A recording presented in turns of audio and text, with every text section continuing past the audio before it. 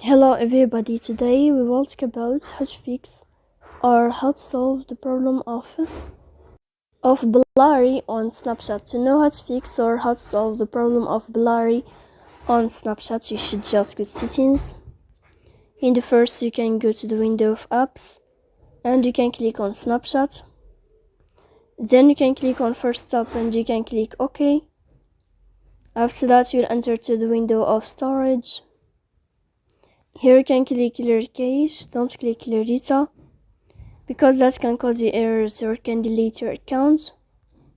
In the end, you can turn off your phone and you can wait a moment to turn on your phone again to fix that problem. So please don't forget to support us by like and subscribe.